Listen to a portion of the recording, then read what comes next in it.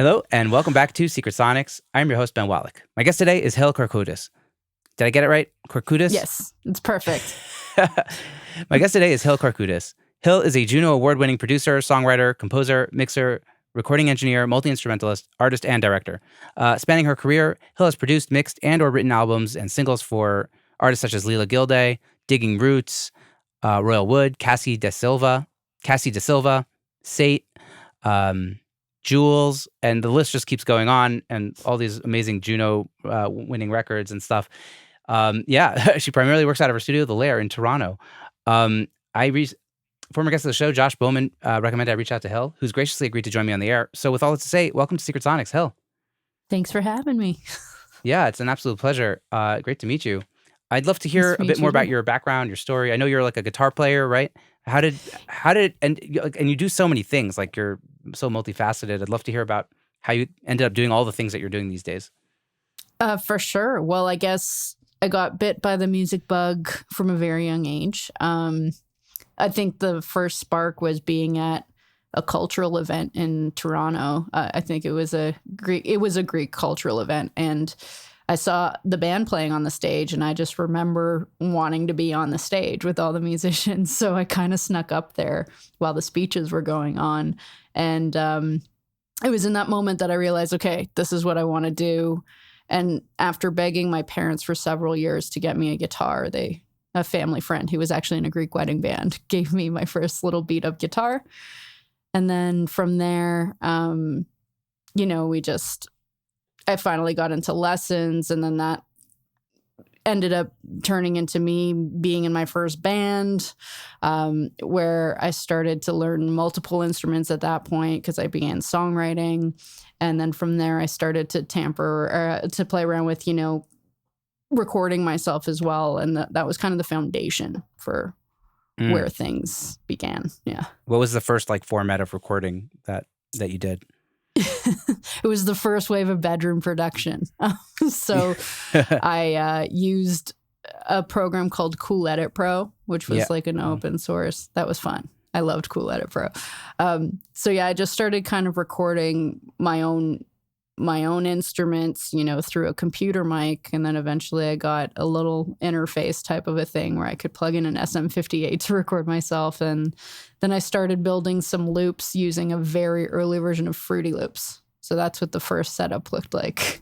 Yeah. Wow. Did you have any mentors or anybody that kind of helped guide you at the beginning as you were getting started on your journey? I did. Yeah. So my first band was a band that I started with a bunch of girls from my school, and we played at one of our rehearsals. This gentleman named Andrew Franey, who was in a band called Smoother from Toronto, he called in our rehearsal to hear us practice, and he offered to record our first demo. So he's actually the one that first piqued my interest in audio recording, because he brought an actual PC over. I heard this story on the podcast. It had Cool Edit Pro on it.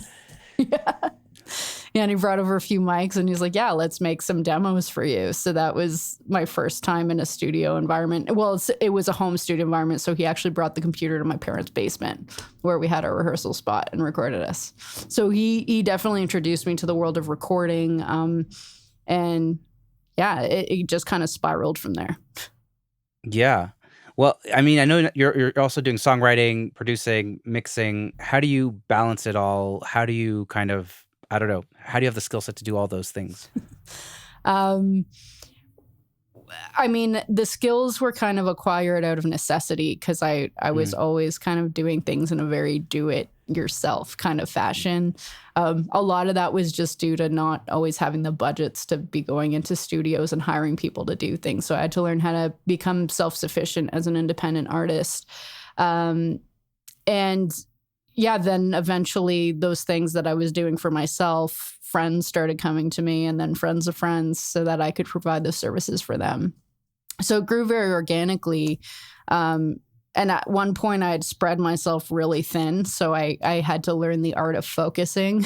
And I finally decided, okay, I'm going to just kind of limit all these different things to the songwriting, production, engineering side, because I feel like those are the most kind of synergistic together. So Yeah, it just Was kind of that a grew from difficult break to necessity. like cut out different parts of your life and focus on just that? In a way, it was, but I still feel like I utilize a lot of those aspects. Like, even though I stopped touring, I still am a multi instrumentalist and I'm able to use that skill set in the studio when I'm working with other artists. So, there's a lot of stuff that I find informs, even having been an Yeah. independent artist, like that informs kind of how I approach the artists that I work with. So, I think Mm. even being in music videos, like I used to be a music video director too. I've taken a hiatus from that right now because that's a bit of a stretch. But even that aspect of the skills that I acquired doing that, I do apply to producing. So, yeah, they all kind of just inform each other, I think, more than anything. Yeah. I find it's hard. Like part of me still gets so much joy from like strapping a bass on and getting on stage that it's like it's been hard for me to kind of like accept that maybe I do need to kind of like separate that side of my life a little bit more because it just gives me joy. But I don't know. Like everyone has to find the right time, I guess, to like cut different parts of their lives out so they can focus on the right thing. I don't know. It's a tough I think there's balance. also a flow, right? Like Hmm. that's what I've noticed at certain times where I feel kind of a resistance towards something. I feel like that's not the right time for something, right? So I've kind of let timing be a big decider in what I choose to focus my energy on over the years. You know, there was one point where I just kept getting the call to be out on the road. So that's when I was like, oh, maybe this is where I'm supposed to be right now. And that's kind of how I ended up as a touring musician because it was never something that I imagined myself doing when I first started. Yeah, I always felt for me like the bass player thing was always easier than the studio thing. If I had to like very with a lot of intention like hustle to get the studio thing going, whereas like the musician joining bands thing was always very like very easy, go with the flow. I had to like Totally. the other way around, I guess, just kind of make a statement and like trudge uphill in it. Yeah. See, for me, it was always extremely anxiety provoking. So I was kind of relieved when I didn't have to be on the stage every night. Yeah, Yeah. that's true. Yeah, for my brief stint as in a touring band was like, oh, I understand why people drink so much. Like this is quite stressful, and it's a slippery Totally. slope. Yeah. I mean, it's kind of weird when you're out there doing it for a long time and you're waking up in a new place every day. And I think that takes a lot of getting used to and just not being in a consistent environment every day. It does take a toll, I think, on your mental health. So Yeah, most of your touring was as like a side woman, or was it as like your own artist? it was both. Yeah, I started off doing my own thing. And yeah, and then I just kept getting asked by friends of mine to join their bands and go play their amazing music. So I got to see the world that way, which was incredible. And I do miss aspects of it for sure. Like I miss meeting new people and just being in new places and being in new places and kind of exploring, things that you wouldn't do every day. I think it's a very unique life.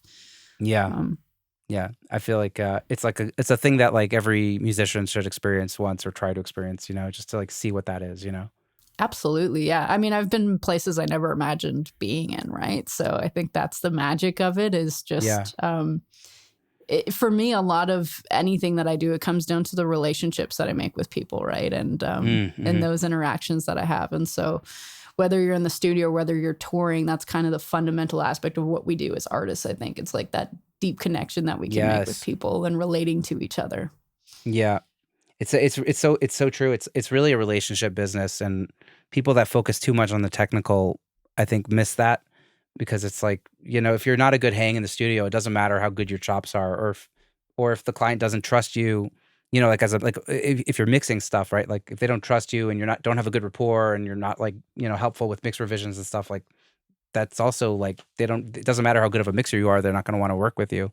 The For relationship sure. thing is like the baseline, I think, of like finding Yeah, and that trust building, as you said, that to me is the foundation of doing anything creative, right? Because we're we're in such a vulnerable state when we're doing creative things.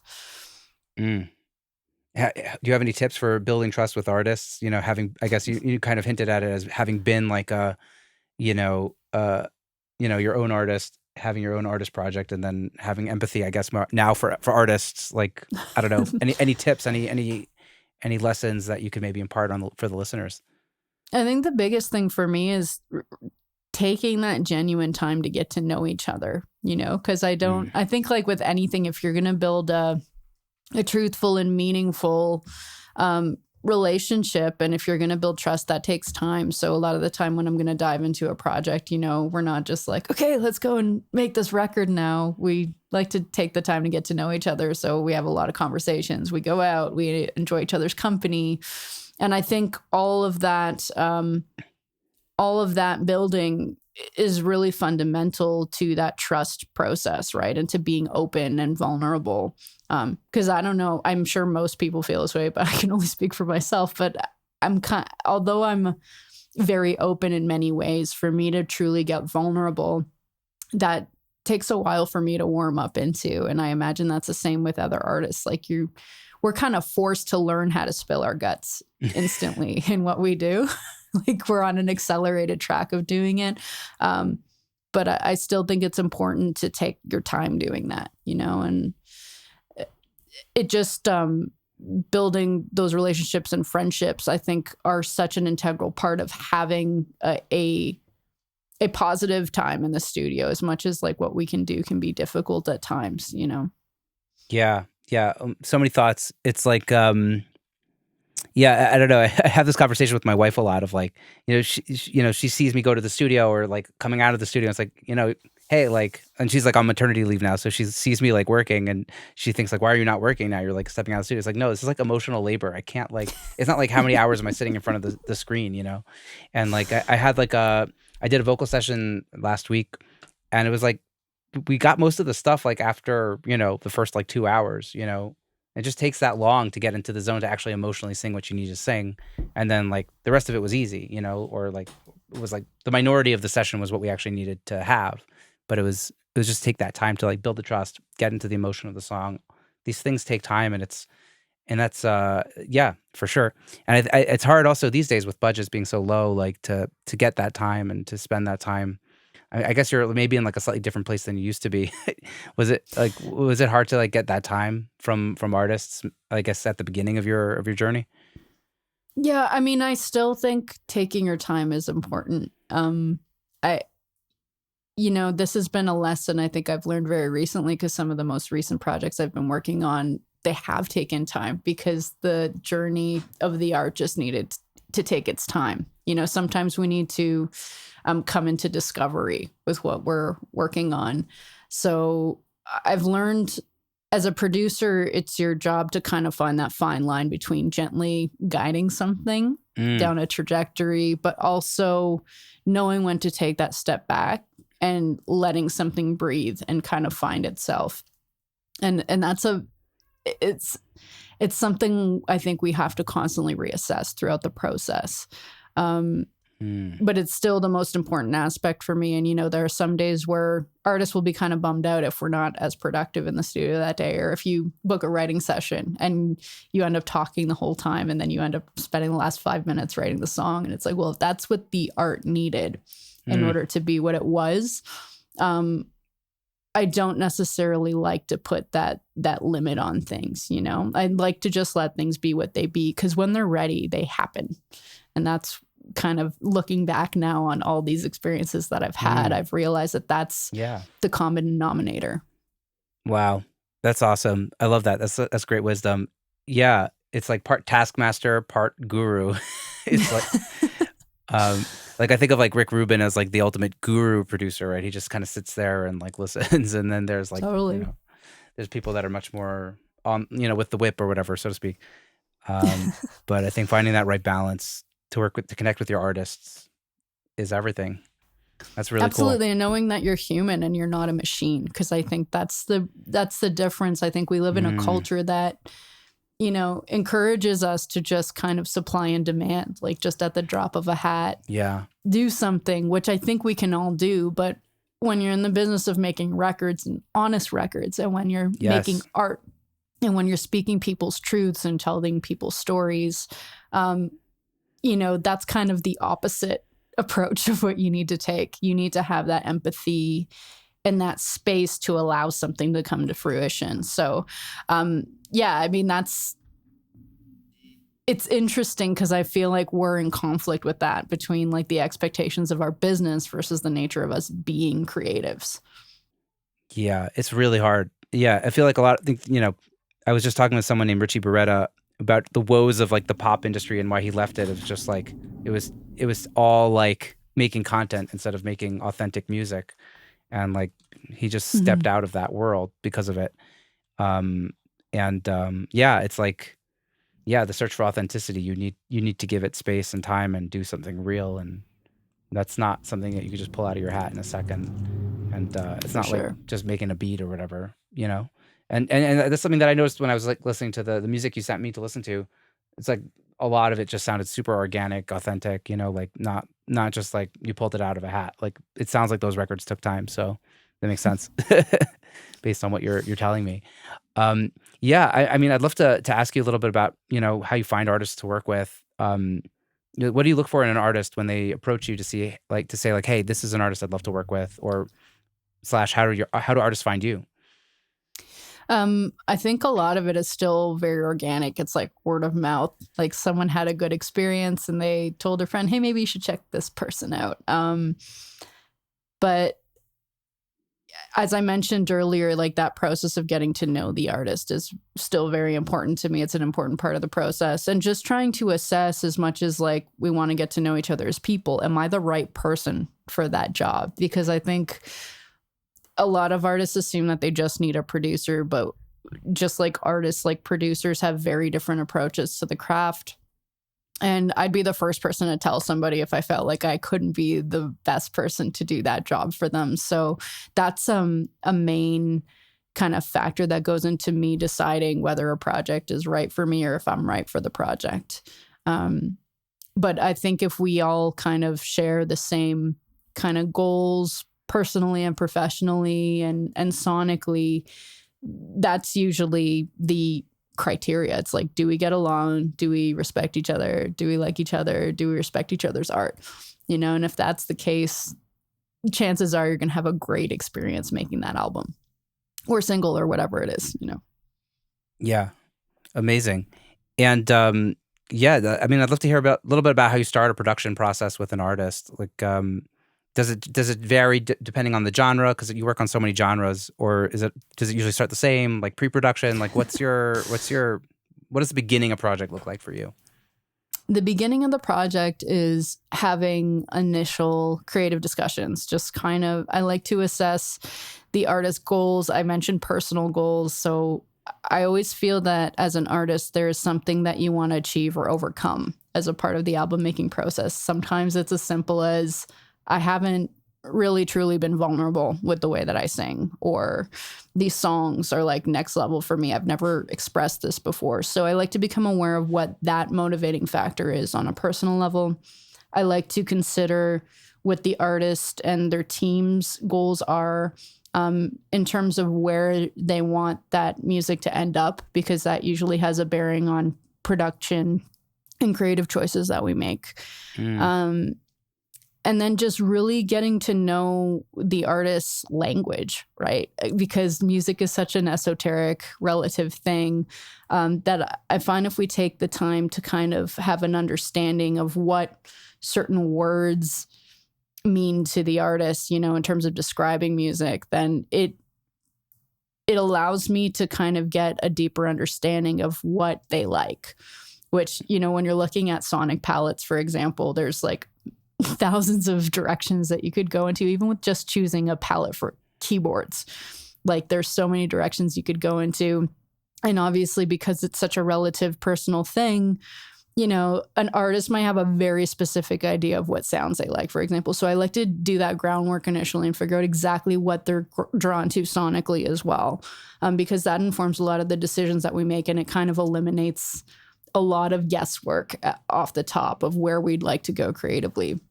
And then from there, you know, we assess timelines, we assess, you know, how we want to approach the recording. For example, if I'm working with a more roots-oriented artist, we might decide we want to record live off the floor versus like in a multi-track setting. So that's usually the next set of decisions that need to be made before we actually go into the pre-production process.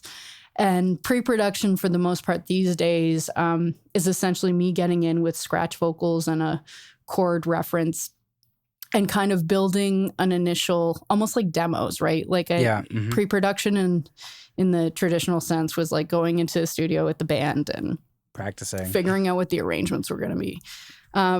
But as you mentioned, budgets aren't endless these days. So I really, truly believe that taking that time going into the project, even if you don't have the luxury of being there with the band, is still important. So I've kind of found a way to translate that into making demos. And that's kind of where we discover what the sonic aesthetic or identity of an album is going to be if we're working on an album. And then from there, I'm able to kind of take that as a template, make decisions on which musicians we're going to hire, if any, or what decisions we're going to make in the actual production process. And then from there, I mean, I've never made a record the same way twice, so it could go any way. Sometimes it's being live off the floor with the band. Sometimes it's me playing all the instruments, and having the artists sing once we come up with what that sonic backdrop is going to be to support their voice and their storytelling. Yeah, it's very fluid. Do you have like a home studio, or are you renting spaces from different studios? Like what is the actual, location of your recording look like? So majority of my work takes place in my studio called The Lair. And that's essentially a home studio. It's a analog hybrid setup, like a hybrid digital setup. So I primarily work in box, but I also, love analog flavors. I love that like harmonic saturation. Mm-hmm. So I have a lot of outboard gear that just kind of gives me colors and textures that I can integrate within my productions as well. And because the studio's in my house, the whole house is essentially a recording studio. We can set up drums in the living room, or the vocalist, could be singing in a bedroom down the hall, or they're in here with me. So it just kind of gives us that versatility. But essentially I could do everything from my own space. But from time to time, I do like going to other studios just because the room is so important to the character of an album.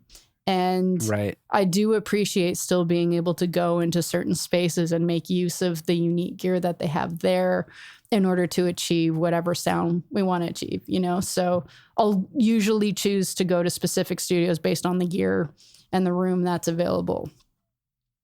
Yeah, amazing. So you're so fluid. I love that. That's like whatever it takes to get to get the record across. Yeah, I mean, for what I do, it's very hard for me to kind of like, I don't really have budgets to rent studio spaces often, but occasionally we'll go to like somewhere else to do drums or whatever. But it just depends on the records that are coming through the door, right? But it's also nice to get out, I find, because you learn from people too. Like I love working with other engineers and just seeing, what techniques they use and what gear they're playing around with, because I think, the more that the technology is evolving, you're finding new ways to do things. And that's the exciting part of the technical side. Like I believe that the technical side is just as creative and fluid, right? Like there's so much that you could do. There are like an infinite amount of combinations of things that you could put together to come up with something interesting. Yeah. It's so true. And it's also, we're so used to, I mean, so many of us who grew up in this kind of like bedroom studio thing are so used to just being alone in our man/woman cave or whatever and just not seeing, like for me, like I always talk about this on the podcast of like, I went to an AES once in 2017. I was like, oh, there's other people that are just like me. I thought I was like a weirdo. I didn't know if I was good or if I was, or what I was. And, it just really helped me understand like, oh, there's other people that do this and they're very similar to me and I could just keep doing this, And Absolutely. It's really important to see other people working and like not just do it all by yourself, because otherwise it's quite lonely and isolating and doesn't make for good mental health and imposter syndrome kind of thing. Well, and the very nature of our job is collaborative, right? So I think that community building aspect of what we do is important, even just to give us, perspective from ourselves, from our own madness while we're, stuck in these creative states. So Yeah, we could we could get into like mental loops that are not good. So yeah, Absolutely. yeah, collaboration is everything. I wanted to ask you about guitar tones. I know you're a guitarist. Love the guitars on your records. What do you have any like tried and true approaches to guitars or philosophies or thought processes? Anything that you think about often when you're tracking guitars? For sure. I mean, the most important thing for me that I'm thinking about as a producer is how do we complement the artist and their voice, the narrator of the storytelling, and then how do we also complement the storytelling?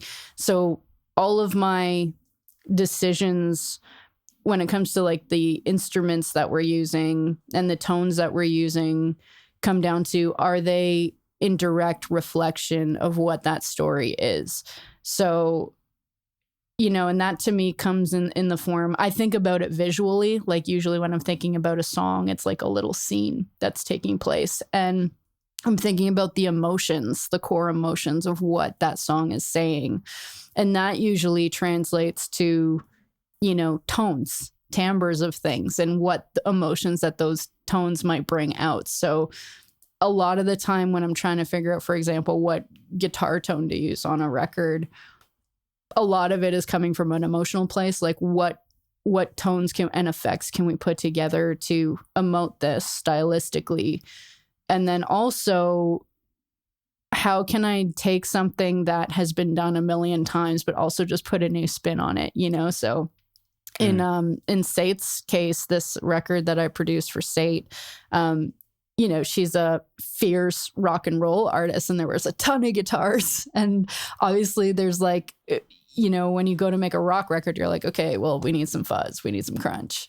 And it's like, okay, cool, that's awesome. And yes, that's true. But how do we also put a new spin on that? And so I'm always kind of in search of how do we give that instrument an identity, a voice that's consistent throughout an album, say, so that it becomes its own character within the scene. So anyway, that's like a very philosophical way of saying that it really just depends on what the song and what the story is calling for. But I do have a soft spot for, echo and reverb and kind of those really classic early guitar effects. And so usually I'm building a lot of my sounds, drawing from those sounds and palettes, early rock and roll, surf music, that like Quentin Tarantino desert vibe, cinematic stuff, is usually where I tend to live, just from my own personal like spring taste. reverbs and that kind of thing. Spring reverbs. Yeah. I love Space Echo. Like Space Echo to me is one of the most nostalgic, timeless, like it's very emotional too. Like I find that it does hit me in a certain place. So yeah, it's generally just trying to get an emotion, because every instrument is just a voice. It's a character that you're trying to introduce to support the narrative. Yeah. On a technical level, are you kind of like any plugin will do, has to be amped, depends, like Kemper, I don't know, like what are your thought process? It does depend. Now, I'm going to admit this now. So I actually haven't plugged in an amp in a couple of years, because I've been using primarily like a lot of the UA amps and stuff. They actually have these really awesome pedals that are amp emulators. This like I just saw they put them out or something. Amp. They're new, right? Yeah, they just put them out. This thing I've been using like crazy because it's my favorite, one of my favorite amps. Like 65 Fender Reverb is iconic, right? And I tend to go towards vintage sounds. That's just kind of where I like to live. I love living in that tubey kind of gritty realm of things. Now, because a lot of the records I'm working on now, like not all of them are necessarily guitar driven. So for me, doing like a plug-in through something like this, it works. Like I don't feel the need to mic things. But if I'm working on an album where it's like really organic, sound heavy, then I'll probably go into a studio and mic a couple of amps and just get a different tone qualities. I usually will over capture things as opposed to under capturing things. Like even when I record guitars, I'll usually be going through 2 amps, but then I'll also have a DI signal so that if I want to reamp anything down the road, if I feel like something is not quite fitting within a mix or whatever, I have that option. Yeah, I find that's cool, but it also like makes for like a mess later on when you're trying to sort through it. I like. Yeah. It's funny. It's like after talking to some guys like Vance Powell, for example, of like just like being so fast and just choosing a sound. I'm like, that's like in the back of my mind these days of like, yes, like like that fearless thing, and like I think like sometimes, whatever. It's just me, but yeah, I mean, I think I still play a little bit too safe, but I'm trying to like, get deeper in the water, so to speak, with that. Oh, with I the used recording to thing. I used to hate committing. I used to be terrified of committing sounds, but I've gotten a bit better about that lately because I've kind of learned to trust my intuition a bit more. Like chances are the first thing you thought about is usually the thing you end up going back to. Yes. And because I also, the way that I approach the pre-production process where I have time to kind of mess around with these demos, like by the time we actually get to recording to things, I know what things sound like at that point. But it's still, you never know. Like there might be a creative choice that you want to make down the road. So I always think that DI signal is fun. You never it's know. Important. You never know. Because I've also taken that signal and like run it through, a microcosm pedal, for example, and that thing just totally can add a ethereal quality to something, so being able to kind of take a signal and reappropriate it within a production is exciting for me. I like to do a lot of that kind of stuff just to add those little ghosts really low in the background that kind of fill space. Yeah. I was talking to a producer named Sam Pura, who just put out a plugin. I don't know if you saw this on the internet or whatever, but he was telling me he always like just DIs all the guitars and then like he reamps them as like part of his like mixing process. He's just like he'll send it out. Like he'll have like like a plugin that has like a basic like tone. I forgot what it's called. Not the Kemper, but the plugin version of a Kemper. And like a profile of his amps or whatever, and then afterwards, like then once he's hit the mixing stage, that's when he'll do all the reamping, and just having that option of the DI can totally change or just like gives you that extra safety net of you never know. For sure. Yeah, I mean, even beyond guitars, like I find myself reamping signals through analog gear just for that flavor, right? Amazing. Like I have an Acme Opticom compressor that's like my favorite compressor, and anytime I'm feeling like something just needs a bit of something, the minute I run it through that, it's like it just adds so much depth and dimension and character to something. And so I love reamping. To me, the mixing process is just as creative as the production process. You're just kind of like you've made a lot of your primary creative decisions in the production process, but there's so much to play around with even on that technical side of things, right? Like you can think about things in a very new way, like even just messing with drums and playing around with the different drum mics and then running those mics through other things, I think is very exciting. That amazing. Yeah. Is the mixing process something that you're kind of like building as you're building the track, or is it something that you kind of like, it sounds like you kind of get back in there and reevaluate everything?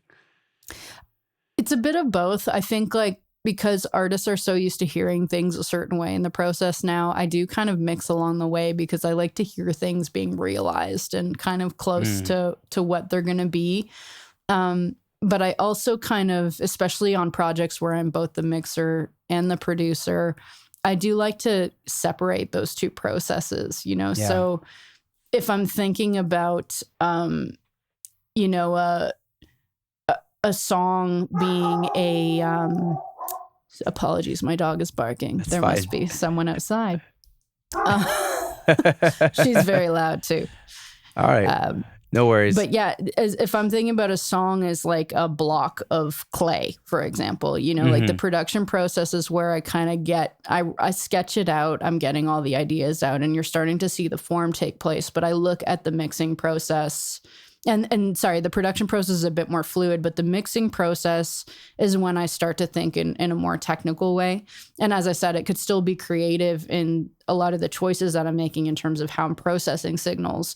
But to me, it's the refinement process.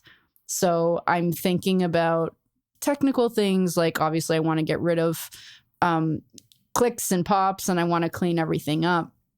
And I want everything to kind of find its space and its balance within those things. So I'm a little more conscious of that, whereas I'm trying not to let that critic or judge come in prematurely in the production process. I think there's an important boundary that needs to be set, between allowing the production process to be fluid and allow ideas to be entertained without judgment, versus then being able to take all those ideas and then refine them in the mixing process.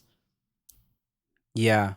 Yeah, I like that. The no judgment thing until it's all out on the table. I feel like that That's lends hard to do. Yeah, but it lends itself to kind of just like going with the idea. I was talking to an engineer named Mikko Gordon, who recorded the Smile record, which is like the Radiohead offshoot band. He was saying very similar things of just like, let's just get this idea and let's like not think about it too much and like be inspired, and then afterwards we'll assess and we'll see if it was good. Like, and I've heard other people talk about like just like, let's take the production to the end and then we'll decide if it's good or bad. Because I've been in situations with like an artist that is, these songs never end up coming out, by the way. You track guitars, oh, let's change tempos, track it again, let's change keys, like, like over analyzing every single aspect of like the recording process, and then like you don't get anywhere. It's like, let's finish this idea and see, then we can assess if it was good. I guess key change is probably important, but other than that, like. But I think if you're like figuring that stuff a little earlier in the process, like that's obviously important, and having the right pocket is important. And usually those are kinks you figure out, off Earlier the top. on. Like, does this feel right? Does it feel good? But I think I try to take less. I'm a very cerebral person, but I try not to let that get in the way of creating, right? Because to me, my gut has never been wrong in that process. Like, usually my first instinct when it comes to creativity is always the one that ends up being the thing that works. And it's the same with the songwriting process too, right? Like, if you allow the critic to come in too early, that song doesn't even have a chance to be what it is. Yeah. So even in the songwriting process, I try to encourage, even if you don't think that line is the best line, it's like, just get the sentiment out, get the feeling out. And then, just as with production, there's a time for you to then, once the idea is out there, go in and start refining it. And that's what any person would do. Any writer writing a novel, they would, or a poem, you'd get the ideas down, and then you would allow yourself to refine it afterwards and just make it the best it can be, trim the fat, whatever you want to call it. Yeah. Because you have to hit a flow, right? Like until you hit that flow, you can't, it's hard to like, because once you hit that flow of like, you're doing creative, you're hearing something creative, and then you react to it and you do more things that are creative based on the things that you've heard. Like, that's the cycle that you need to start. And until you have that kind of a cycle, you're dead in the water. So like, don't overthink it, and it's easy to take stuff away, right? But you can't necessarily, if the flow's not there, the ideas aren't coming, like you can't, there's not going to be anything to draw from. So. Yeah. So it sounds like you're very thoughtful at the beginning. You kind of will bring people in, talk about what the vibe is.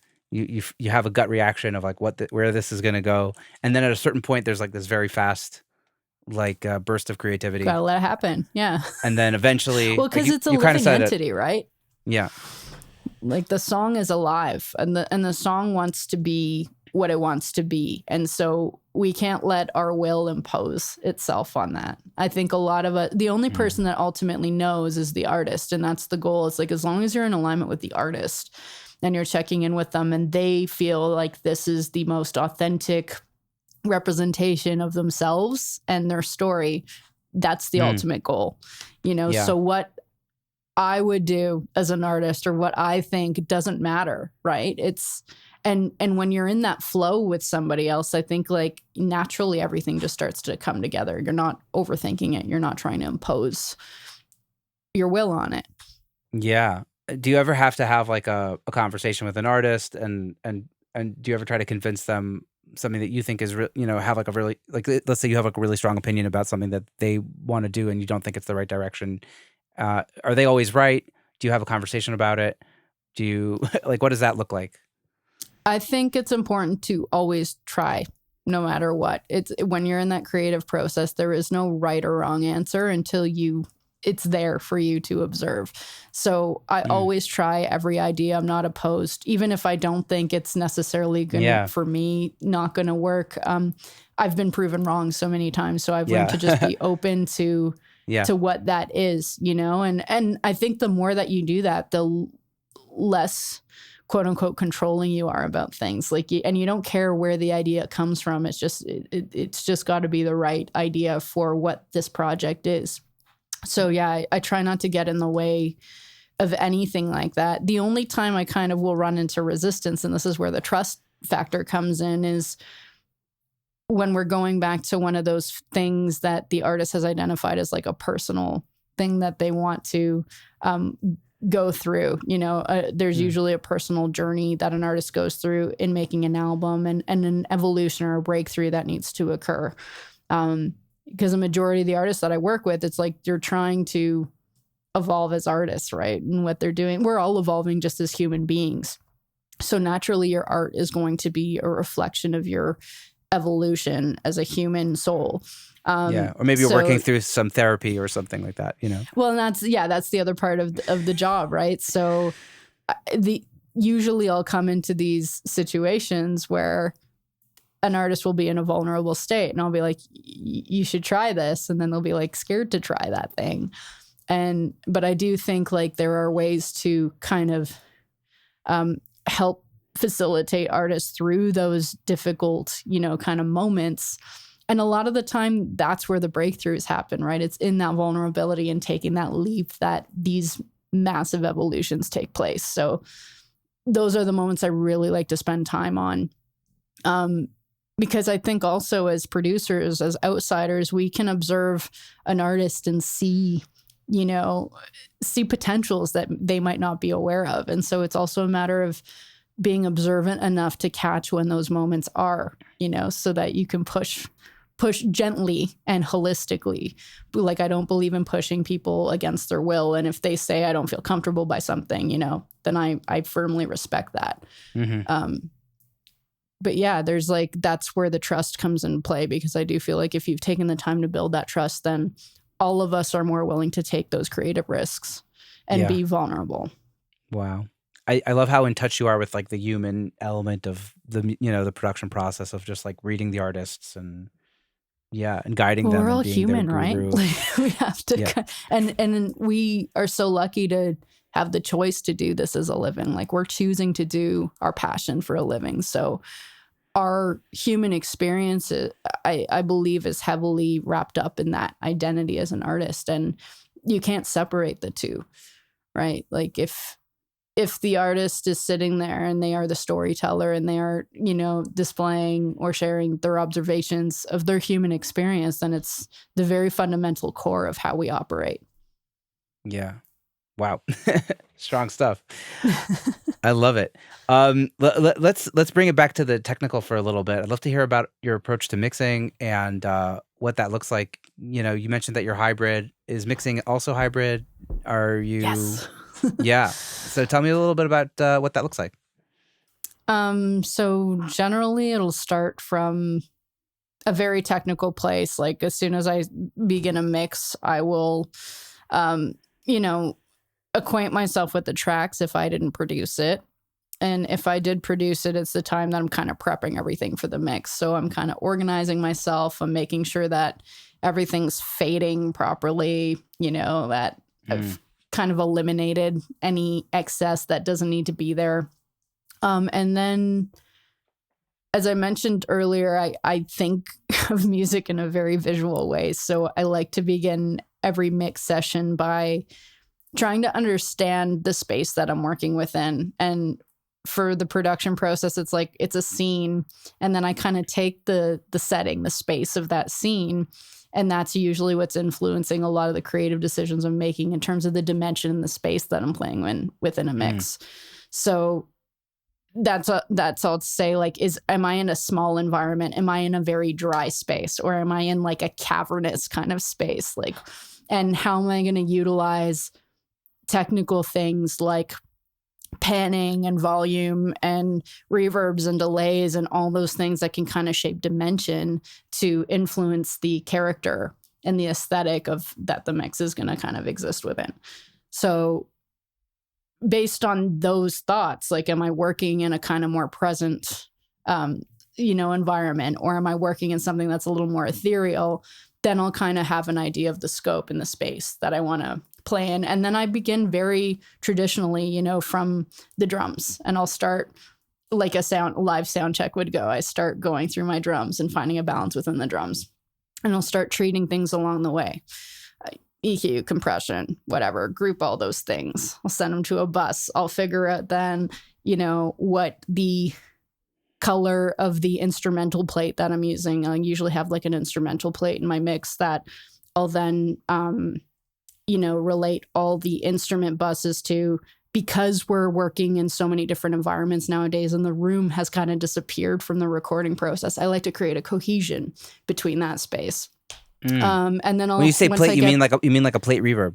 Yeah, like a reverb plate, for example, because that's kind of dictating the space that we're in. And that also helps create cohesion when I've worked on albums, like especially during the pandemic, where everybody is in a different room. And that's, I think, a great challenge in mixing that I find if you're recording in many different environments, is finding a way to make everything kind of gel together. Whereas when you're recording in the same space, that room tone is already in there. Like, that space is already embedded in there. So I find that those things are easier to mix more innately than trying to bring all those different things together. So creating the space is important to me. And then everything at that point relates back to the drums. So once I get the drums in a great balance, I add the bass, I add guitars, I add the keyboards, I add any other instrumentation like strings and horns. And then from there, we'll add the lead vocal and then the background vocals. And then if by the end of the mix, everything is relating back to the drums, but I hear the character in this and everything has its own space within it, that's when I know that I've like succeeded in the mix. But there's obviously I'll do like a general sweep through of everything. And then once I have a moment to walk away from it, I'll go and refine it a million times until I'm happy. Yeah. Amazing. How long does a mix take you? I mean, that's a hard one, because if I'm kind of mixing along the way, then I've made a lot of those decisions in the production process. So then I'm just really focusing on everything having its space. But if I'm building a mix from scratch, that obviously takes a lot longer. I don't generally like, especially when I'm working on mixes, I don't like to burn out my ears. So the maximum amount of mixes I'll probably do from scratch in a day is 2. But with a break in between and at very low volumes. Because, that the ear fatigue thing is real. I think that can psych you out so terribly. And that used to drive me crazy. I'd just spend hours like micro listening. So I think at first, just get a general feel and treatment and character for everything. And then you can go in and start obsessing about all the little nuances. But I think if you're kind of microscopic from the beginning, then I usually end up bashing my head against the wall, and I need to walk away. Yeah. I find it's very common to do like, that first pass, not even for so long, maybe an hour or 2 hours, and just kind of getting that initial vibe right. And I actually send that to the artist because I want to get it, because if I want to know if I'm in the right direction. 100%. I think that check-in is so important, because I think the artist is undermined a lot because they might not necessarily know the technical lingo, to articulate a lot of things, but the artist always knows what they want, even if they can't express it. So that's why, going back to that thing that I talked about earlier about learning what the artist's language is. So when they're describing certain things, by the time I'm in the mixing process, I know exactly what they're talking about, even if it's something that's not articulated in a technical way. and they always know what's right. They always know what feels right to them. Yeah, that's so true. And it's interesting you start with the drums. I noticed the drums sound amazing in the mixes that I heard, the productions I heard. I don't know I loved the top. I don't even remember what song it was, but like there was this one song that had massive toms that just sounded so huge. I love big drums, but also organic. Like not Yeah. in a fake way, in like a very like you're there with the drums kind of way. I don't know I guess is it the space thing? Do you have like certain ways of saturating or compressing drums or anything that you'd want to share with the listeners? For sure. Drums, I mean, everything's important in a production, but I have a specific like obsession with drums. I always have, because to me, they're the heartbeat. They're the pulse of what's kind of driving something. And that's usually where I'll start with the aesthetic, even as a production choice. Like I'm very mindful of how we're recording the drums. If we're doing live drums, very deliberate about what types of drums we're using, because I also like, as much as I don't like to obsess about tones, I am a plug in and play kind of person, but that's because I've done kind of some groundwork and I've said, okay, well, I know I want a vintage drum kit. I want that old resonant sound as opposed to something that's new and tight and polished and punchy. So I'm making a lot of those decisions in advance. And then, as I mentioned, I choose rooms and studios based on how I want things to sound. And for me, the main thing that I'm going to leave my studio to do is the drums. So, a lot of the time I want to record things the way I want them to sound, or at least give me the foundation so that when I get into the mix, a lot of the aesthetic is already there. I already have been thinking about the mix in the mics that I've set up, like even the room mics. I think that giving myself versatility of getting like a range of very clean and warm sounding room mics to like super compressed and like crushed out mics, I give myself all of those colors so that when I get to mixing, I do start, I work my way from the kick, then I go to the snare, and then I go to the hi-hat, and then I add the toms, and all those direct mics are kind of giving me like the general feeling of the sound. And I'll go in there and I'll EQ and compress things just to make them more punchy or whatever, whatever the production's calling for. And then I'll start integrating those room mics in there. And that's where a lot of the character is then coming from, right? So if I'm talking about, wanting to be in an environment that is a little more resonant, where there's way more reverb or whatever, or I want to hear that decay, I'm usually choosing to favor the far room mics as opposed to like the closer mics. So I like having those choices and those depths to play with, but I'm usually integrating all those within that. And then I do like to sample. I do like to use slate trigger, at least for the kick and the snare, just to kind of, I do like kind of heightened aesthetics when it comes to the tones that we're playing with. And creating something where it's like, yes, I'm getting that organic feeling. I'm getting that like human feel of the player. But I also want to create something that's almost like surrealistic, or hyper realized. So I will go in just to enhance certain sounds. And I really do like playing a lot with layers and textures. So while I'm using all the mics that were, in the organic kit, I also like to use trigger to, just drop in a sample and heighten that sound, and sometimes that's to fix something because the snare tone that I recorded, it's not quite cutting through enough. So I'll like add in something, or it's been a deliberate choice because I know I want to have like, an 808 kick following the drum kit that the player was playing, so it's a lot of it comes down to an aesthetic choice, but there's usually a lot of layers going into it, or I'm programming in addition to the drums that are already there.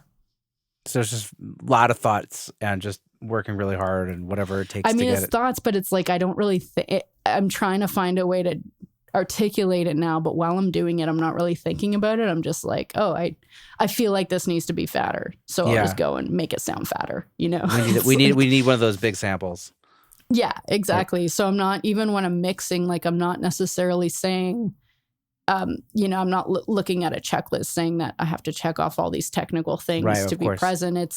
I do think that, using your ear as opposed to even just seeing things. Like, I know there's a lot of plugins that actually show you what waveforms and frequencies are doing. And I try not to look at those things. Like, I still depend on my ear to tell me, okay, this is what's happening and this is where I want something to sit. So what do I have to do to achieve that? Yeah. Are you into phase alignment of drums and stuff? Do they have these, like, I forget what it's called, the plugins that like auto phase align your drums? I don't obsess about that stuff unless I'm listening to something, and then if something is disappearing, then I know something's out of phase. So I'll go in and fix that. But if it's not, if nothing is kind of setting me off with it, I'm usually not looking at it. I mean, when we're recording the drums, I'll usually make sure that things are in phase, but sometimes a phase being not in alignment might be part of a sound too, right? So yeah, that's why I don't like to follow rules. Yeah, no, I mean, those room sounds are, late, right? And that's part of the sound, and that gives it the vibe. So absolutely. Yeah. Yeah, amazing. In terms of like mastering, do you have? I'm assuming you don't master your own mixes. Do you have mastering engineers Never. that you? Yeah, I mean, okay, good. Do you have like specific mastering engineers that you work with for specific things? Is there like a range? What are you and also like what are you leaving for the mastering engineer to do that you're not doing in the mix? I'm not of the school of thought that it's going to get fixed in mastering. So I do like to come into mastering with a very balanced mix where we're like, okay, this sounds awesome. And at that point, the mastering engineer is just making everything sound better, bigger, more awesome. And obviously, if there's anything that we didn't catch, that's great if they can fix it. But I'm not going in there being like, okay, they're gonna fix this. In terms of the people I work with, I mean, this kind of translates across the board, but I do tend to work with a lot of the same people just because we have a great rapport. But anytime an artist comes to me and says, I used this person on my last record and I really want to use them again, I don't ever question that, because I think that's such a great way to learn to see what other people do. And, as a producer working in many different genres, a lot of the choices that I'm making on a record is not because this person did the last project with me, but is this person and what they bring to the table the best thing for this project? So while I know a million awesome drummers, usually when I'm curating a band for a record, I'm making those choices based on the stylistic aesthetics of what they do that's unique and what gear combos that we're bringing together to make that unique sound to that artist. And that's the goal, is not to make something that's already been done. I'm always looking to make something that sounds different and unique to this storyteller and this album. So yeah, like it's the same with mastering. Like I work with, a few guys that are super analog and organic in the way that they approach things, and some that are more contemporary, and some that do a combo of all those things. And I find that just like going to another musician or an engineer or a studio or an artist, like they also have their own creative, stamp that they're putting on this as well. So yeah, I'm very open in that process. Like I'll usually make those decisions just based on what the album ends up sounding like. Yeah. Amazing. And you just try to get it as close as possible to the finished product, and just that last little bit, like you mentioned. Yeah, I love that. I want to go back for a second to songwriting, because I know you're a songwriter. How does that come into play in the production process? Do you end up like getting co-writing credits on songs you produce? Do you help artists with that? Like, how does that influence your approach to producing a song? Sometimes I'll produce a song as a result of writing something. And usually when I'm in the room, I'm the producer in the room. So we'll be demoing something. There is the odd time where I'm working on an album and, we end up rewriting a part of a song. So I might get, a small portion of the co-writing on something like that. But for the most part, the songwriter in me is not imposing in the production process. If I'm hired to produce something, I don't necessarily need to write it. My goal is to focus on what a producer's job is, which is to facilitate the recording process to make a product or a song that is 100% authentic and reflective of the artist. But, as a songwriter, I'm definitely I guess the way that influences my production is I am listening to the songs, because the song to me, aside from the artist's voice, is the core of what we're making all these decisions to build around. So I'm very storytelling conscious, and I'm trying to find ways of how the production is going to enhance and aid that storytelling. I'm not just trying to make something sound a certain way for the hell of sounding a certain way. All those decisions are being made in honor of the story. Yeah, amazing. I love that. Just because I'm curious what it's like in Canada. I've asked a lot of people in America about like Atmos and deliverables and stuff like that. Is that something that you're worried about, thinking about? What's what's the vibe? I mean, I personally haven't gotten into mixing Atmos yet. I do think it's extremely interesting. I've listened to a lot of those mixes and they sound kind of mind-bending, and they are changing the way I think we experience music. But a lot of the artists I'm working with are independent, so we're not necessarily trying to make like an Atmos mix of an entire album at this point.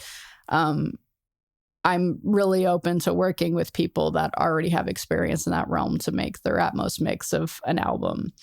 But I think like anything, some of the biggest faults in the music industry have been resisting change.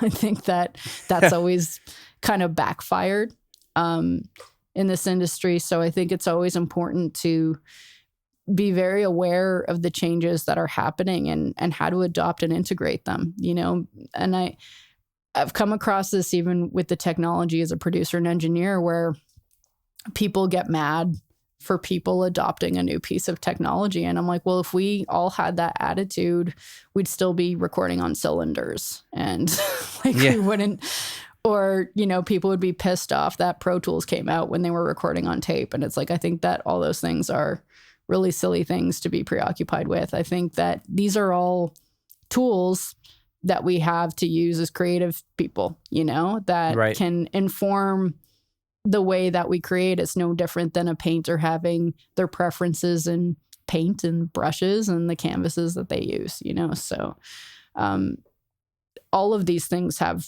relevance. And I don't think that anything is just a fad. Like, things kind of have a moment and they're there for us to explore and utilize. And it's all very exciting to me, like all the Atmos stuff and spatial audio stuff is very exciting. I just personally, I'm probably not going to create that setup in my home studio, but yeah, fair enough.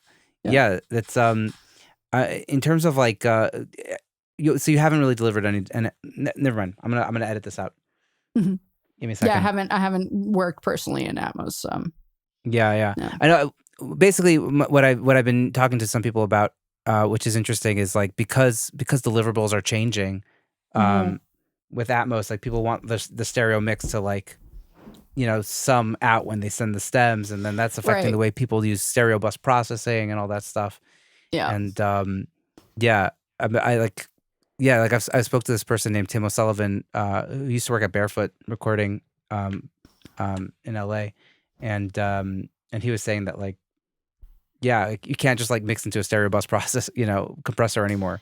You have to like, it's changing. And like for a lot of the people that I've been working with, I mean, they're not really doing, just because it's so expensive to mix in Atmos. Like it's because you're having to mix for multiple formats, and most artists just are concerned with the one format. Right.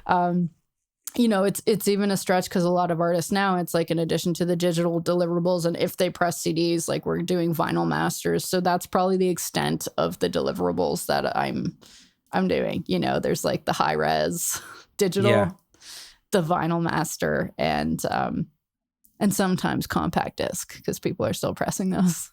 Yeah, for some reason. Yeah. Listen, CDs are tangible items that people can sell. So that I guess that helps some people.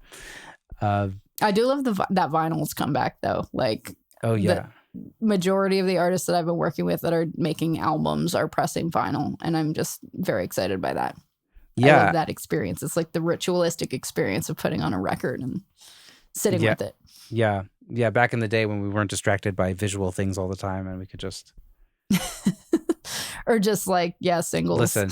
just listening to a whole body of work. And that's always hard for me because, you know, when I spend months to years working on albums and there's a concept behind them and a story and a thread that kind of ties everything together, you know, and the album comes out and there's usually like a single that comes out. But I'm always like just aching for people to go listen to the whole thing because it's a journey. Yeah. It's so sad that like I feel like the listeners, you know, don't have the same attention span that, you know, they used to.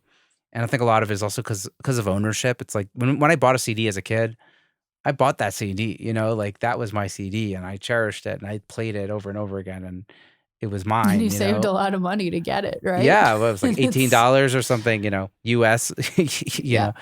I don't know what it was like in Canada. It was probably like $25 or something. It's at par with that for sure. Unless you got the deal, you know, at the Yeah. HMV or Sunrise or wherever you're buying it from. But Right. yeah, but I think like I kind of grew up in that world where it's tail end of records, you know, making albums and then the singles kind of or EP market. And I do think that everything goes through a cycle. So I do think things are kind of backfiring now because even with a lot of music, like things are getting to a point now where it's just about content creation and output.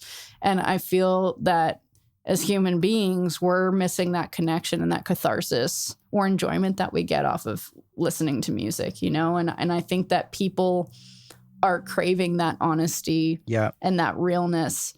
I So really think I am so. finding these things go through cycles, you know, and especially, and it's reflective of the times we're going through. Like we're going through Exactly. some really difficult times, politically, economically, socially. You know, there are revolutions taking place. There's a lot of systems are falling apart. So Exactly. naturally, you know, we go to art to process these things, Yeah. and to find some way of understanding all of these very difficult things that are happening. So I think Yeah. that because we're going through one of these times in humanity, naturally we're looking for that to be reflected in the art we're you know, consuming as well. Yeah, totally. It's like the 60s all over again. And Mm-hmm. yeah, and I think that's a big reason why like distorted guitars are coming back into vogue and stuff like that. Yes. You know, people are Finally. people feel angst, you know, and so now us Yeah. yeah. And we want to hear, you know, people want to hear their stories reflected too. And for me, music was always therapy. You know, I went to music to kind of not only relate to the world, but to have someone kind of justify what I was feeling or find a way to justify what I was feeling. And Yeah. so I think that's the beauty of what music is. And I think that's why storytelling is so important. And I think storytelling kind of took a bit of a backseat in recent times. But I think that there's more of a conscious effort in going to that into that. And, you know, storytelling has a range, and that's why artists are so beautiful. It's like you can speak about a very personal experience, you know, but it's these universal themes that connect us all together, that bring us together in these times where there's so much division. Yeah, that's what's also so amazing about music as like an art form is it's so like you said so personal, and yet it could be so esoteric that anyone could cling on to it and make it their own. Mm-hmm. And like you said, you know, 15 years old or whatever, you know, listening to like that record in your bedroom and just totally feeling all of those emotions and stuff like that. And it doesn't even need to necessarily be the most prolific record. Like for me, I remember one of the first instances of feminism that I encountered was the Spice Girls. I yeah, was like, what is this? You know, and a lot of people might look at that as, you know, bubblegum music or whatever. But for me, that made a huge impact on me just in terms of identity and finding strength and empowerment. So I think that's the amazing thing too, is it doesn't necessarily have to come from the like deepest, most prolific place. It could be even within pop culture that we find these things, you know, that we relate to and that sparks something in us. amazing. Yeah, I love that. That's so good. I think it's time for people to kind of hear what we've been talking about with the Sauce segment. You sent me a track. Cool. You sent me a track called "Long Gone" by Asanabi. Yes. It's how it's written. You nailed it. Amazing. Yeah, really cool record. So let's have a listen to that for about 90 seconds and we'll talk a little bit about what went into it. Sound cool? Awesome. Yeah. Wow. Hill, I love this. It's so cool. Like, I love that. That's totally my aesthetic also in terms of like, just like, that kind of like palm muted bass guitar thing. That's all. I'm all about that. I'm like a flat wounds guy. So that's a flat wounds on a Fender Mustang bass. So amazing. Yeah. So that's my aesthetic. So I love it. I'm in. wicked. Amazing. So tell me a little bit about that track. What went into it? It's also, I love those like snaps at the beginning with like the like very, very widely panned thing. Vocals sounds huge. Yeah.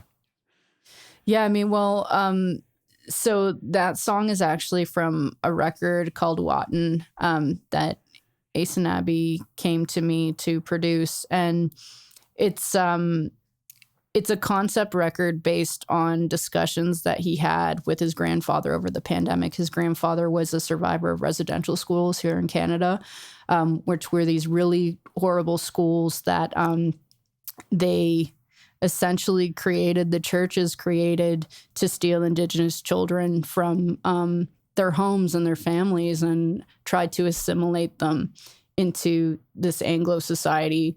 So they're a very horrible, horrible stain in Canada's history. And the story, Watton's story was, obviously the focus in all the decisions that went into the production. So this particular song is about how Watton had met his future wife, the love of his life, in the residential school. And this was Ace and Abby. His name is Evan in real life. Ace and Abby is actually his family name. So he took on his family name as his artist name. And so, yeah, we were trying to find, a way to thread into the whole album. But this particular song, there was such a sweetness in this like really horrific story, right, about the legacy of the residential schools and Watton's experience. And there was this really beautiful love story that kind of took place throughout this journey. And so we really wanted to capture that, the core of that beautiful story in the production process. And it happened very organically. Like, we didn't really overthink this record too much. Like, the story was there. Evan wrote these really, really beautiful, honest songs. And obviously you can tell, like, he's a very powerful singer too. His voice is just incredible. And I wanted to make sure that whatever production that we built was like honoring that story, his grandfather's story, and also complementing Evan's voice. So the root of that song kind of began where he had sent me some scratch tracks, and he was playing the song acoustically, and it started off just dynamically, very kind of quiet, and it builds into this gorgeous symphonic kind of thing at the end. And you could feel that even just listening to the song acoustically. So we kind of started playing around with that, and there was an underlying kind of feeling that I got from it that almost felt like that kind of nostalgic Motown song, right? Because the melody is so soulful and it's so intimate. And so I kind of wanted to play with those sounds aesthetically. And it started off with just playing that riff. Like, we stripped away the chords that he was playing and came up with this kind of percussive melodic riff. And that is essentially what we grew the production from. So the initial build of that track was just the guitar. I started with the guitar riff, and then I doubled it up an octave, and then I added the bass onto that, and then we added those snaps. Those are program snaps. We wanted a bit of that contemporary production element just introduced into this organic soundscape as well. Yeah. And from there, but they also had like this great like I don't know, like distortion or saturation thing happening also that kind of like, I don't know, made it jut out of the speakers a bit more, or my headphones. Well, yeah, and there's definitely, I mean, in the mix, I start to run everything through a lot of compression, and I like using like a lot of the Pultec tube EQs. Yeah. and So stuff. Even the UA versions, I mean, they just have such a beautiful warmth and presence and character to them. So pretty much on the throughout the entire album, like I'm consistently using those Pultec EQs. I was reamping a lot of stuff through the Opticom, which is like a tube EQ compressor that Acme makes. I also got this really cool preamp that I recorded those guitars through. It's called the MTP 66 by Acme. So it's like, it looks like a lunchbox. It's like this baby blue lunchbox with a handle on it. It's an amazing tube pre, and it's based on like the original schematics of like the Motown tube pre's. Right. That's what Acme's known for, is they have that bass DI thing as well. Yes. Right? And that's kind of like, it's so funny because I've always been such a huge fan of that sound. It's always just kind of grabbed me on a cellular level. And I would spend hours trying to replicate that sound through plugins and everything. And finally I was like, you know what? Like, if I want to get this sound authentically, I just need to get the gear. I need to get the gear and record it that way. So that's what I did. And so all those guitars are essentially me just going through this preamp. Same with the bass, and then I added some spring reverb and stuff to it after the fact. I need to get that. It's honestly one of the most gorgeous preamps I've ever had or used. It's amazing, and I mean, I want to get like a bunch of them. I just want to record drums through them and stuff, because like this one preamp is just this box and it's for one channel. But I don't know. One day I have a dream. Such a vibe. Maybe they'll make a mixer. That would be sick. But all right, so Acme, you heard it here. If you're listening. And if you want to make us a mixer. Yeah, exactly. Let's do it. Yeah, so like everything's pretty much going through there. And then his vocals are, I believe I recorded the vocals through my TLM49. It's like a Neumann based on a U47 M49 style mic. Yeah. And I tend to gravitate towards, it's like a warm, I mean, it's one of the darker kind of where ones, right? I tend to go. That's where I definitely tend to go for mic choices. Like I'm either a tube mic person, or I like, for vocals, U47s are usually my go-to. They work on most vocalists. Most, not everybody, but most. There's a lot. You have to clean up some mud afterwards, though, I imagine. Sometimes, I mean, I do find like the solid state version that I have, it's not so muddy. But it's kind of, it's weird with this mic in particular. Like it generally, like even if I do a mic shootout, most of the singers end up choosing that mic. It just works. You get so much clarity, but it's still very honest and present. And I mean, I think a lot of that is how you're capturing it, because I'm very mindful of proximity effect when I'm using these condensers. And I really like to, even if a singer is belting it, I like want them as close to the mic as possible, because I want to capture that bottom, that depth. Like that's information that I can take out. As you said, I can carve that out if I want to or need to in a mix, but I can't put that back in there. And having that full and present vocal, you know, to ensure that the narrator of the story is front and center. That's very important to me. So mic choices are generally very important to me. Yeah, his voice is very, very warm and very, very present. It is, and that's the thing. Like if you hear it live, that's the one thing that strikes you. It hits you right here in your chest. And so finding a way to ensure that we were capturing that was very important. It was a very important part of the decisions that we made for the gear that we used. But I didn't even go through any special preamp or anything. That's like literally him going through the Apollo in my studio. Great. I think I'm trying to remember. I think I probably did like a 1073 like LA2A combo, just very classic.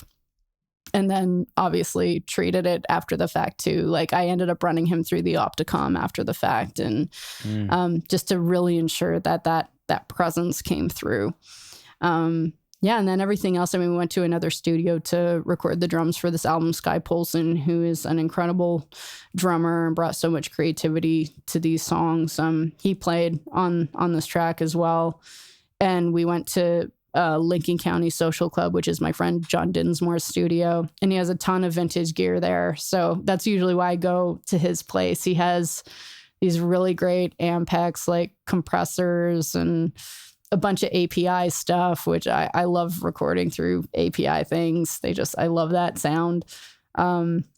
And he has this really gorgeous old vintage, like early 60s Ludwig kit that we always end up using, even if a drummer brings their own kit over. So that, we specifically chose that kit for this entire album. And it worked for the more driving songs on the album, but it also worked for this too, where it's like there's a bit of a throwback feel. We wanted that authenticity of those tones in this song as well. And then another huge part of it was obviously the background vocals, which were done primarily by Kai Charter. She's like an incredible singer, and she complemented Asanabi's voice just so incredibly. Like the emotion really came through in the complementary nature of their voices together. So.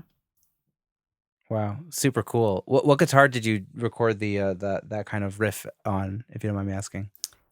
I recorded it on a Telecaster.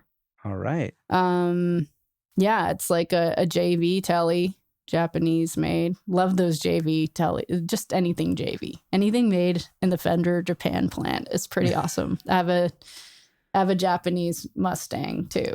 Then that's what I recorded the bass on. But yeah, what's really cool about that Tele is it's like based on the 50s Telecaster, so it's got a really thin neck, which is awesome for my arthritic hands.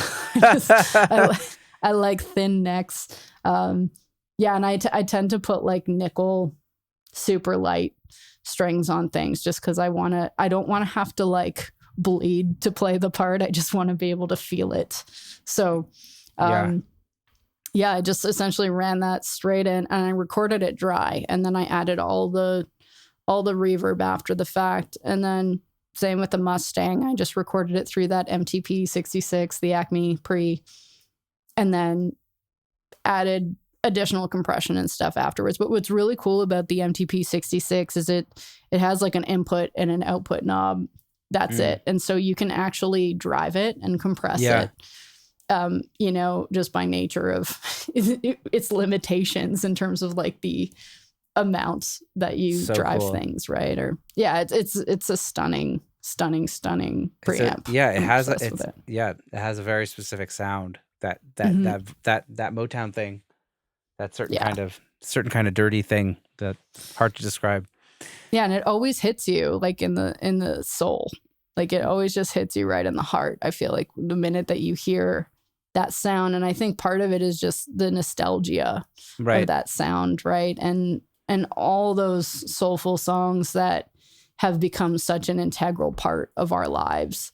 I think having a nostalgic factor in any type of production is really exciting because it kind of gives ourselves a memory, like it awakens something in ourselves that we've kind of retained based on the things that we've experienced. Yeah. And the things that we've heard in the past. Yeah, that's interesting. Yeah, it's like that memory, that muscle memory of what gave us the goosebumps, back in the day, giving us new goosebumps. It's so funny. The Motown thing is so interesting. I was talking to a guy named Jim Holmes. He has a studio on the Isle of Wight in England, and they do the Motown thing also, like the soul thing, really well. And I was asking him like, what's the secret? And he says just like really bold recording choices. Just like the piano doesn't always sound very good in those Motown recordings, but damn, was it loud and like in your face, and like it didn't matter because the songs are so good. It's just like having those like really like raunchy sounds just somehow worked because those songs are so good. I don't know.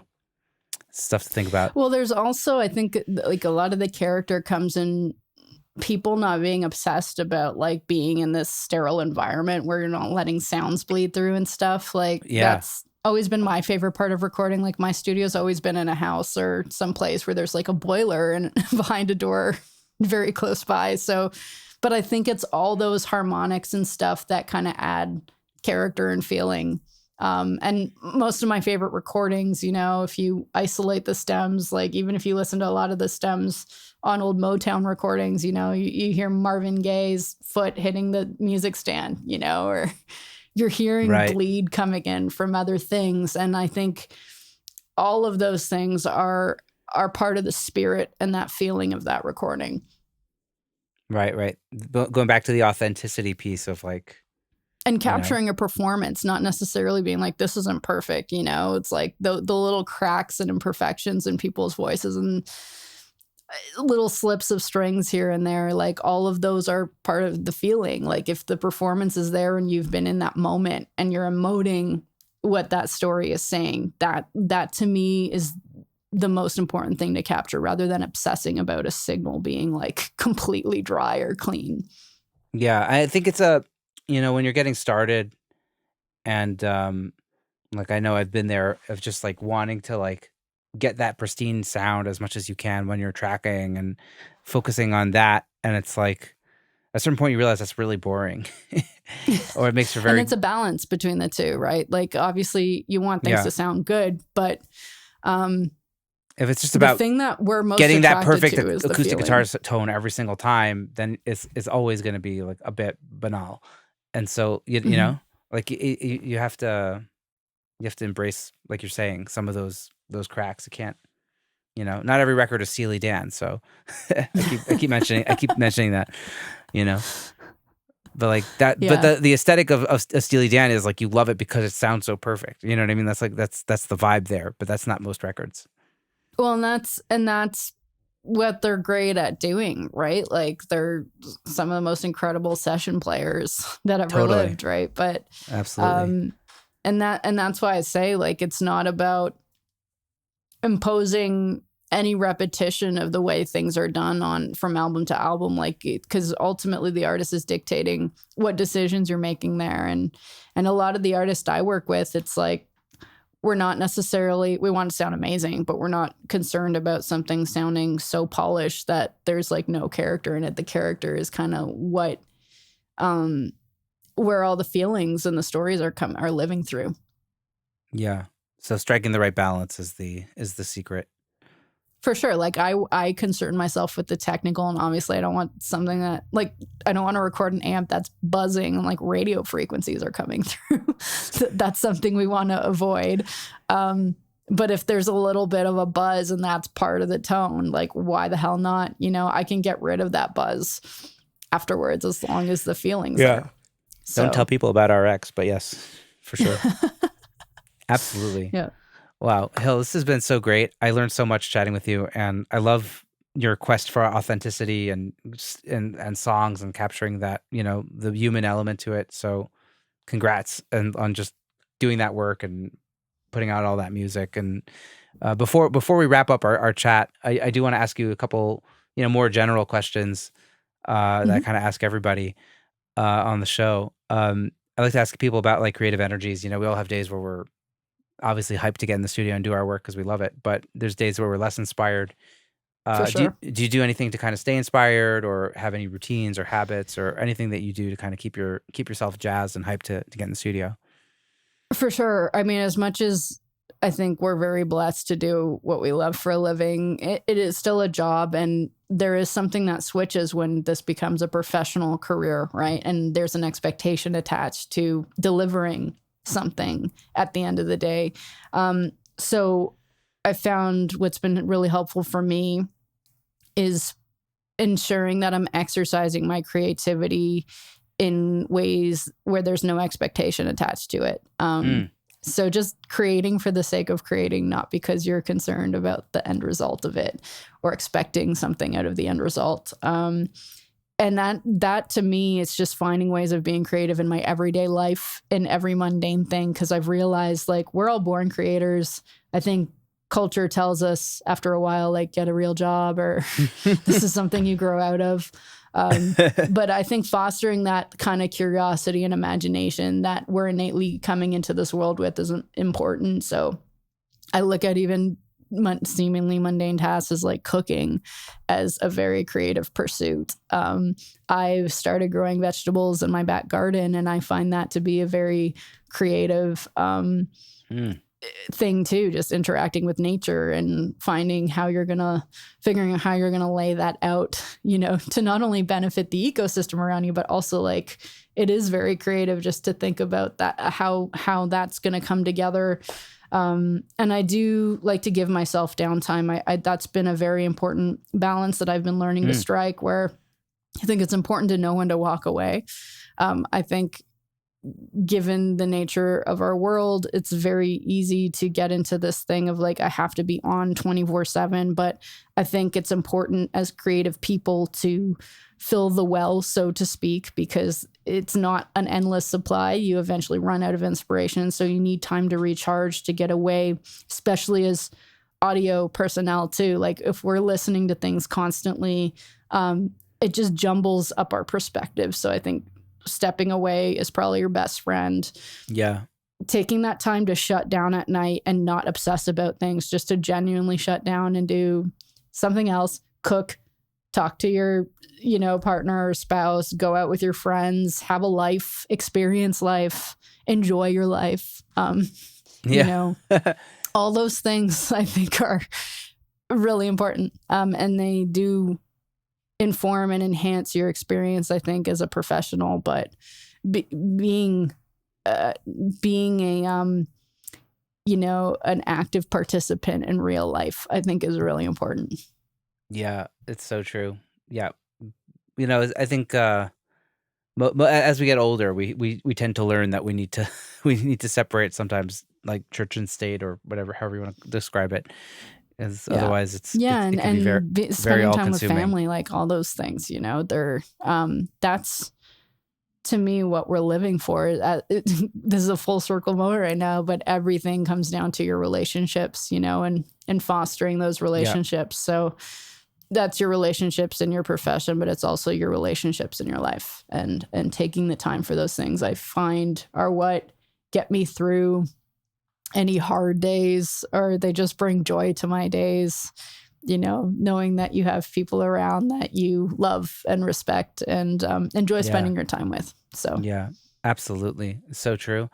I had a thought based on what you were saying of like, what is like, for you, what is the production cycle look like? Are you juggling like I am, multiple productions at once, or are you kind of doing like an album and then you take 2 weeks off, or like what does that look like for you? Yeah, I haven't figured that one out yet. I'm usually balancing several albums and singles, and I also compose songs for kids shows too, so I usually have one of those that I'm working on simultaneously. So I don't know how to take breaks in between projects. I don't even know how to manage that, because a lot of projects are like, taking way longer. They'll bleed into the next project. So even when I think, like, in order for me to take that time off, I usually am scheduling that like a year in advance. And I'm like, I'm gone for these 2 weeks. And then everything else in between, I'm working. So that's how that usually works. But I do try to, at least within my day, like, give myself some sort of structure, even though I'm working on multiple things. So I'll generally start my morning with walking the dog. I'll do my emails for a couple of hours. I'll make breakfast, and then I'll put her into the studio or have my artist come in for a session. And unless it's absolutely necessary right now, because we're not in the profession of surgery, I know these aren't life or death situations, so I do try to shut things down. I don't think all-nighters are necessary unless you're in a flow or unless you have a deadline. So I try to create a bit of a boundary. Otherwise, I would never shut off and I would never sleep. So I've had to learn how to just in terms of my longevity and being able to be the best that I can be for the people I'm working for. Giving myself that downtime, that time to kind of recharge, just creates more sustainability. It's more holistic. Yeah, it's so true. Like I think there's a stage for everything, and I feel like when we were in our 20s, you just go all the way, all the time. You grind, and you kind of have to do that to get your reps in or whatever. But then 100%. when you get, I mean, I'm in my 30s, but once you're once you're in your 30s, you really got to slow down. Otherwise, you're going to just deteriorate really, really fast.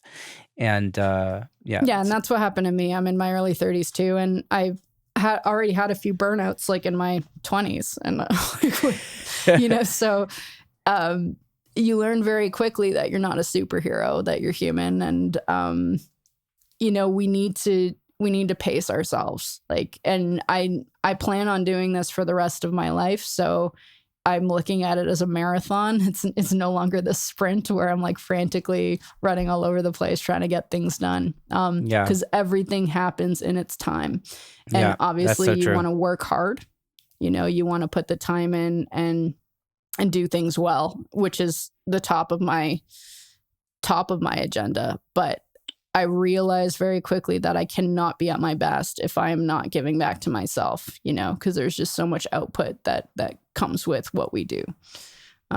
So yeah, you gotta, especially during the pandemic where it was constant output and there was like nothing coming in because you're alone in a room, you're on lockdown, you're not going out. That's where I realized like, okay, this isn't an endless surplus. Like there is an end, and eventually there comes a burnout if you don't find a way to give back to yourself to refuel. Yeah, it's definitely. I had a thought. My brain started puttering. Give me a second. Yeah. It's like the you know, you have to remember that it's a long game, and like you said, and you have to enjoy the process of the long game. And I think in when I was in my 20s, I was just like, why am I not here yet? Why am I not where I want to be? And at some point, you have to just say like, okay, you'll get there eventually, and you have to enjoy this time while you're ramping up to that. And so you literally just can't go, you know, all out all the time. Otherwise, you'll end up in the 27 club or something. You know.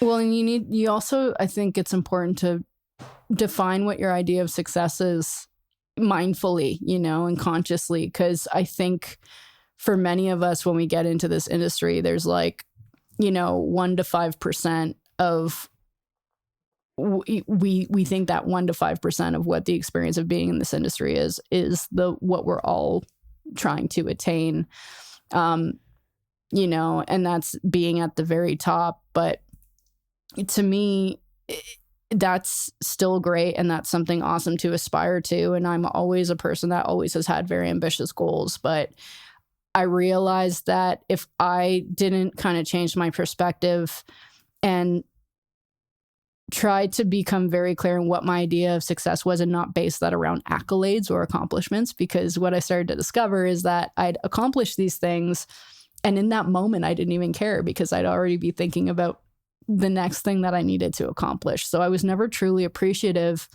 of those moments where, like, those defining moments that you think would be like that moment that you've arrived. I realized like, okay, I'm coming at all these arrivals, and there's like a fucking consecutive series of arrivals that I'm not even processing in that moment. And that's a very quick way to become miserable in what you're doing because you're missing the experience of it, the enjoyment of the experience of it. So my idea of success changed. It wasn't about accomplishing things at that point. It was about, okay, well, can I survive off of what I'm doing? Can I pay my bills off of what I'm doing? And at the end of the day, what does success look like? To me, success looks like being in my home, sharing a meal with my loved ones and my friends, and laughing around a table. That is my idea of success, you know?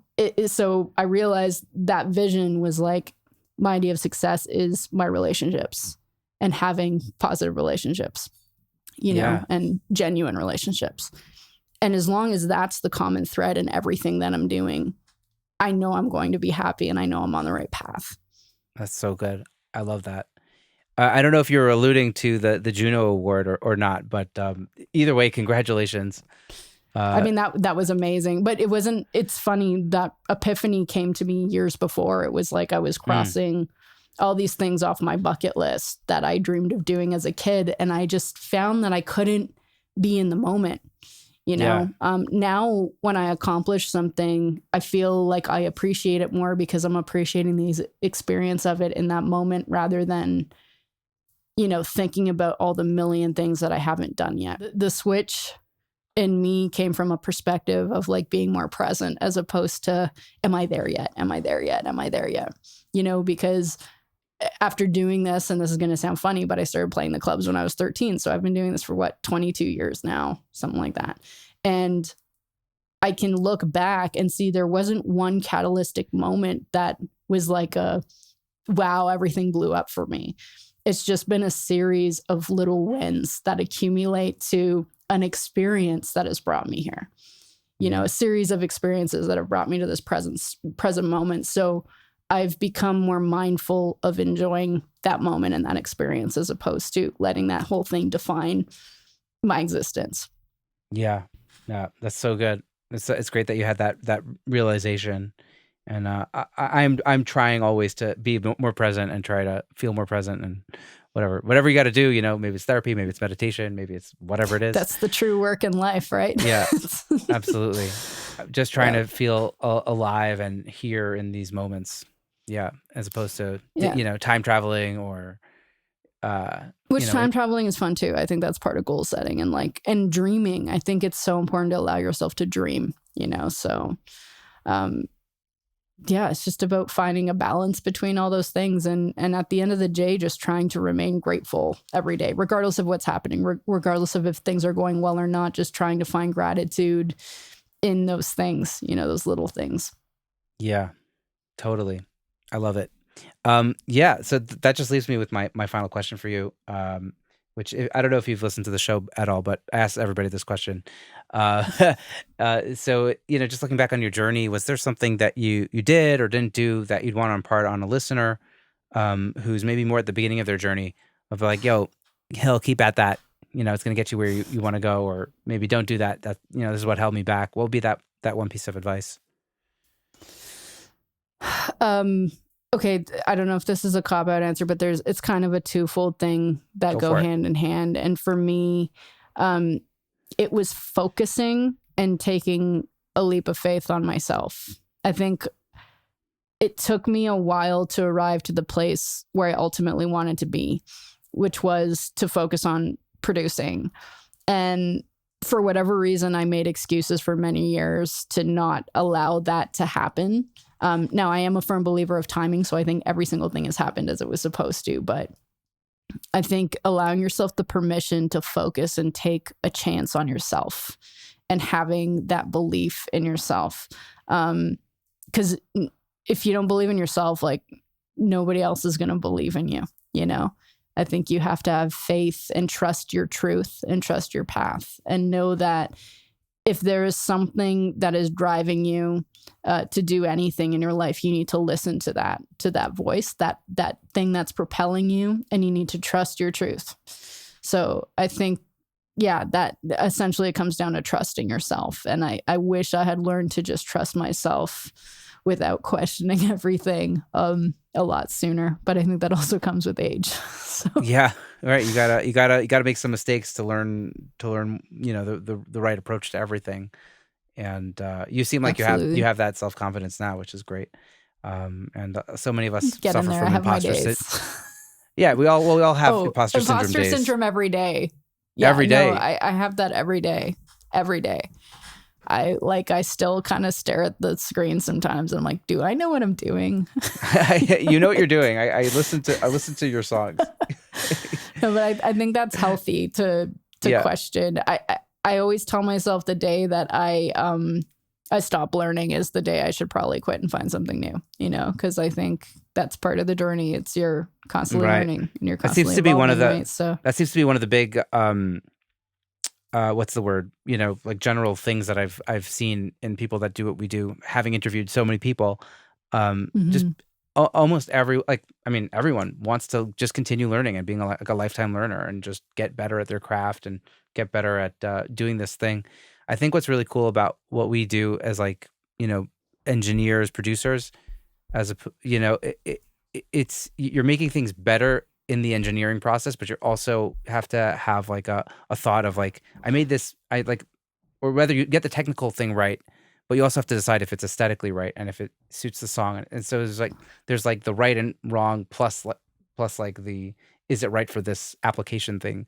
And like that makes it so, it's like a very difficult field, and it just I think that's why it takes so much longer to get good at this, is because, like, even if you learn all the technical things right, you still have to make that decision of, is it the right thing for this song, for this, you know, instrument or whatever it is that you're working on. Well, and that's why I say, like, sometimes you have to throw that rule book away. Yeah. Right. And yeah. You got to throw the rules away and just like trust your intuition. Because I've been in so many situations in the studio where I do the thing that's right on paper and it doesn't feel right. And so in that moment, that's when your creativity and your intuition kicks in, where it's like, okay, how can I make this authentic? How can I make it feel good? And that's where trusting yourself comes in too, right? To take that leap, because you just have to know that when it comes to creativity, there is no right answer. It's just what's right and relative to what you're trying to do. You know, what story you're trying to tell, who ensuring that you're being authentic to the artist, you know, whatever that may be relative to the situation. Yeah.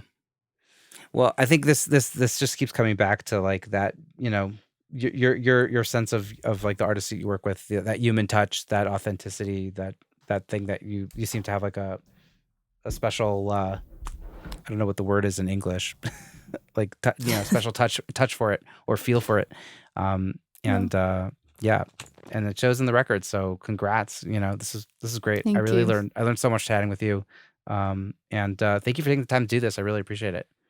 Yeah, thank you, Ben. I've had a blast. Yeah, nice talking to you.